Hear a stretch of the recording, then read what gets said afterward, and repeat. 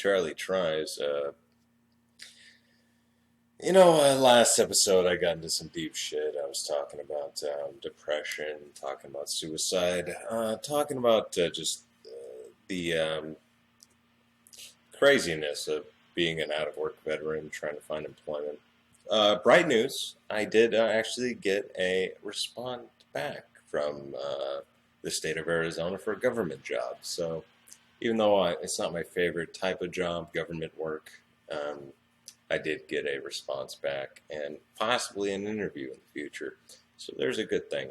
But this video isn't about my good things and good things going on in my life.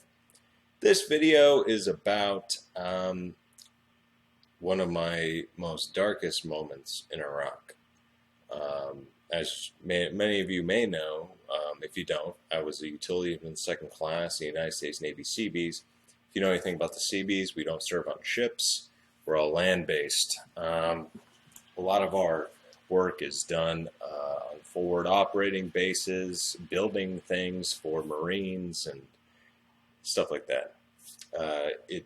Our work is meant to be something.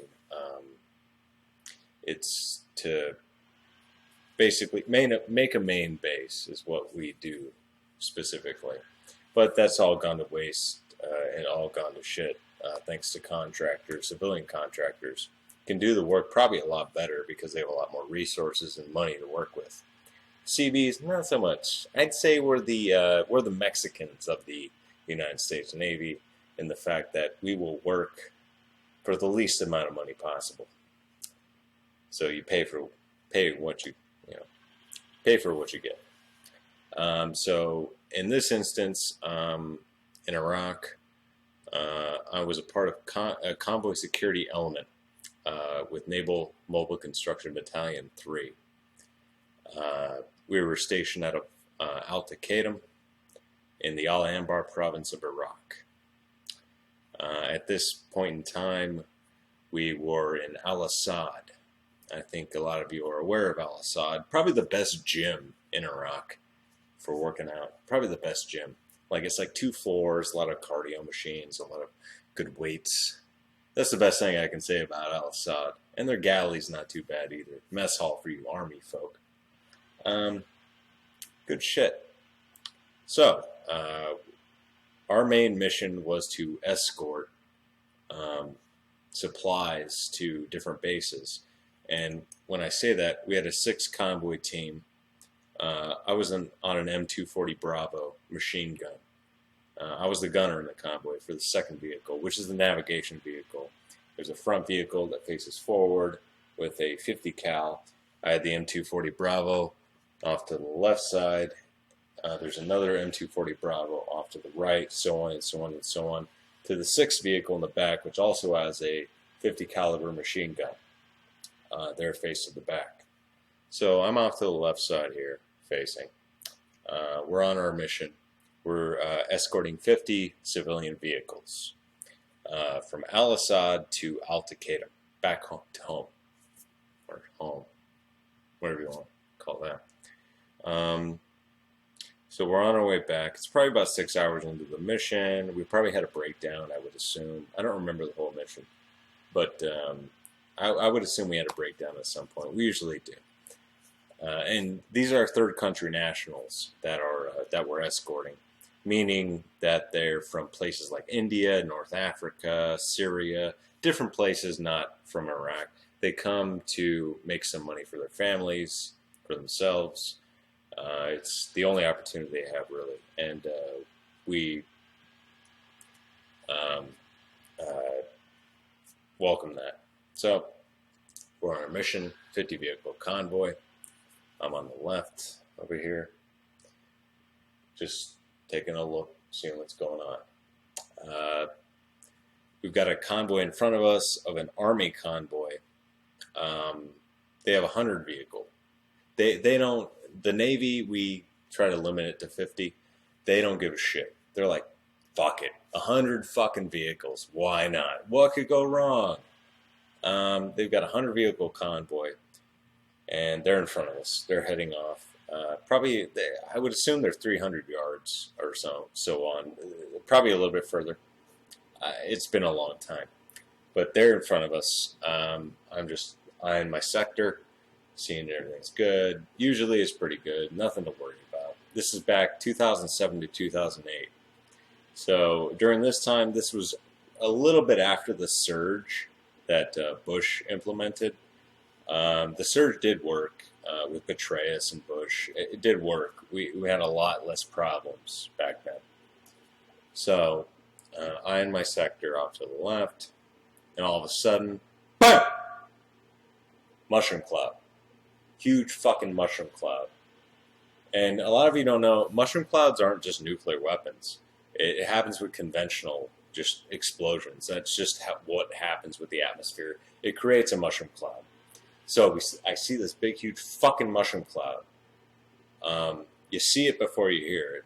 I see this flash, and you see it in the distance. You're like, holy fuck. Within 3 fucking seconds, heat immediately hits my face.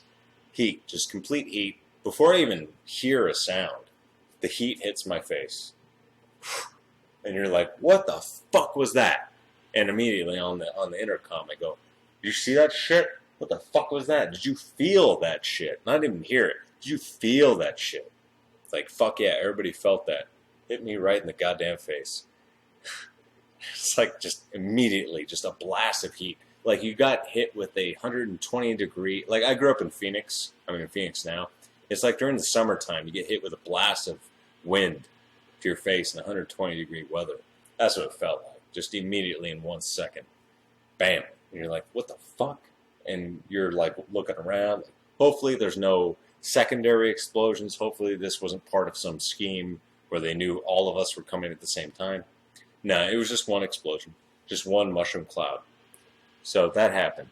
And we immediately pull over to the side of the road. We stop, assess the situation.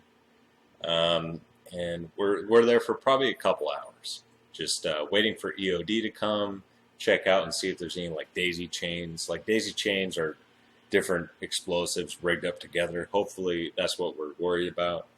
Hopefully it's just one explosion. Most of the time it's just one IED that is set up rashly, mostly set up to just be a quickly set up IED. Usually is the case. Just because they don't have a lot of time to set things up. The insurgents, you can call them what they want. Maybe there are people who are upset that we came in, blah, blah, blah. But usually it's done very quickly so they don't get caught setting up the explosive device. So that happens. And we're waiting for probably an hour or two. And they say, hey, good to go. You guys can roll through. So we're like, great, thank you. Convoy commander says, hey, good to go. Let's roll out. It doesn't go. It really doesn't go most of the time. I wish it did. Make the story better. Anyway, we're rolling through. And, you know, this is like, I still see it in my head. I still see it when I dream at night. Sometimes, at least once a month, maybe once every 2 months, I'll see this vision in my head. And I wish it was on the right side of me. But it was on the left. And there's this guy, this Indian man from India. And his vehicle is completely demolished. I see him laying down with a bunch of people at his side, trying to calm him down. He's already calm at this point. But just waiting for somebody to evac him. And he's got his arm just ripped, completely shredded. He's alive now, from what I hear. He's still alive. I don't know if he's still alive, but at the time he was going to make it. But arm, no skin, no muscle, just bone, black, just black, completely destroyed, just bone up to the arm, up to the shoulder. And I'm on the left side and I see this, and he's about like 10 feet from my vehicle. and that's like I saw dead bodies over there, just none that immediately. But you see that, and it still haunts me. I still see that in my dreams. I don't know if I call it PTSD because I don't go in rages about it. It's sad because I saw that, and it's like,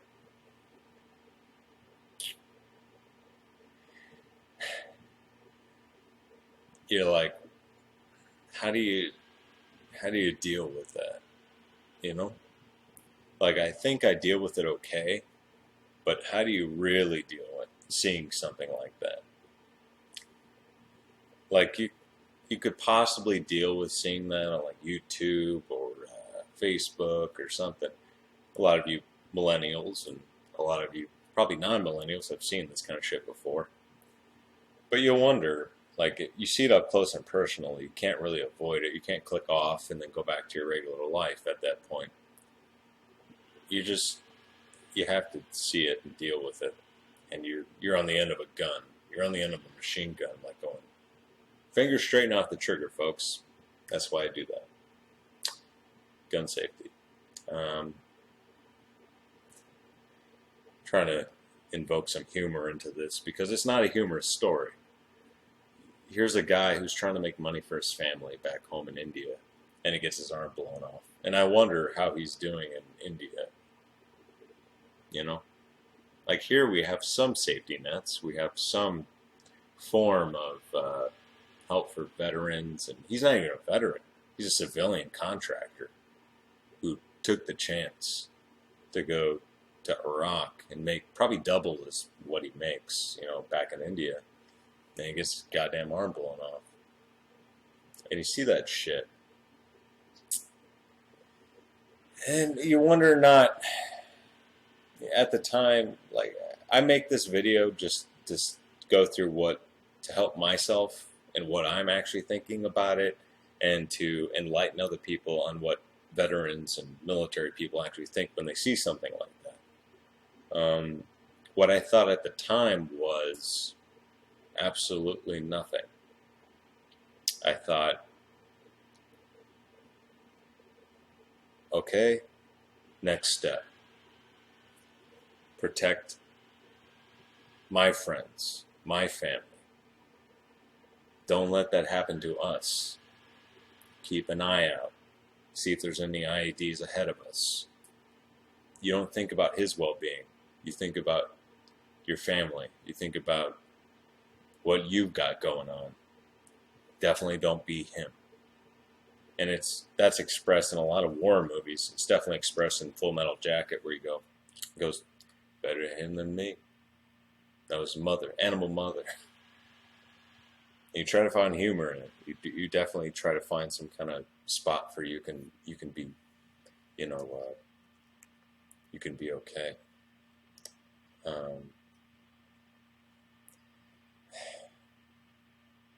It's rough.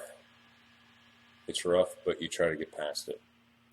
You try to rationalize it like any other situation in your life. Yeah, I felt like that was my most traumatic experience over there. And I felt like I had to share that. And when you see a veteran, don't talk about your stupid bullshit. Don't try to compete with them in their stories, because they've got better stories than you. Even ones who haven't seen wars, they've probably got a lot better stories than you guys, with your Call of Duty stories or your, man, I was sniping. It's like, no, you weren't. Yeah, so that's the story. The rest of the mission was another 8 hours in the middle of the night. Went all right. We got to our home. We got back to Al-Taqadim in the Al-Anbar province and went through the drills, unloaded the M240 Bravo, put it back in the truck, secured. That was it. And that was one of 100 fucking missions. Literally hundreds upon hundreds of missions that we did during that deployment. Saw a lot of shit, guys. This is meant this story was basically meant for me to get this off my chest because I don't get a lot of time to talk about this kind of stuff. I don't have a whole lot of friends here who are in the military to be able to talk this shit about. My best friend here is Iranian, and he's a dentist. How am I going to relate to that guy? And it's hard because, we'll talk about stuff, veterans issues, and he has no fucking idea. I'll talk to him about like stolen valor, and he'll go, "Why do you fucking care?" It's like it's a big fucking deal, man. When somebody tries to say they did the same shit you did, don't you fucking hate that? When somebody tries to one up you on that kind of bullshit. So there's that. But I felt like I needed to just open up about my bad experiences and help out other people who might be thinking about going into the military. This is the kind of stuff you're going to have to deal with, especially if you're in a combat role like I was. And also coming back home, people will talk. This is coming from a guy, I bought into this shit. I thought that when I came back from this war, as opposed to Vietnam, I thought it was going to be different than Vietnam, where people actually supported the troops. And they said, "We support the troops. Oh, you'll have a job when you come back. You'll have care when you come back. Blah, blah, blah, blah, blah." Apparently not. Apparently, because I'm unemployed and nobody wants to give me a fucking job, even though I served honorably in the United States military. And I will continue to fucking say that. There's a lot of people who have been annoyed with my videos where I keep saying that, where I say that it's like, I can't find a goddamn job. That's fucked up. So, basically that's what I wanted to say with this video. It's just to get it off my chest. And also, guys, I don't have PTSD, okay? Definitely not. I've definitely dealt with my demons, seen a lot of shit throughout the days, and I will continue to post these videos and definitely tell you a lot more stories. Some of them combat related, some of them not so much combat related. I have a good one in mind actually for my next video about an ex-girlfriend who decided to do me wrong. But I like making these videos. It lets me get shit off my chest. So if you guys like this, please subscribe, please like, please share it. And also share it with your veteran friends and your people who you know are veterans, because I think they get a lot from this. I definitely don't want to talk about the other, possibly we'll talk about other combat shit I've been in. It just depends on how I'm feeling and if I want to go back into those memories. So thank you guys so much for watching. Please subscribe, please like, please comment. Anything you want to see in the future, what you want to know about what it was like in Iraq. I was just not even in Iraq as well. I was in Greece, I've been to Japan, I've been to parts of Africa, Iraq, Italy, been all over the fucking place. So ask me anything you want about the world. I'd probably give you a good answer on what it's like. And definitely, if you want to travel the world, join the fucking Navy. Definitely don't join the Air Force. If you want an easy life, join the Air Force. If you want a traveled life, join the Navy. And if you want to be a dumbass, join the Army. Fuck you, Army guys. Alright. Seriously. Join the Navy. Alright. This has been Charlie Wilson for another edition of Charlie Tries. Definitely tell me how you feel about this. Alright. Take it easy, guys.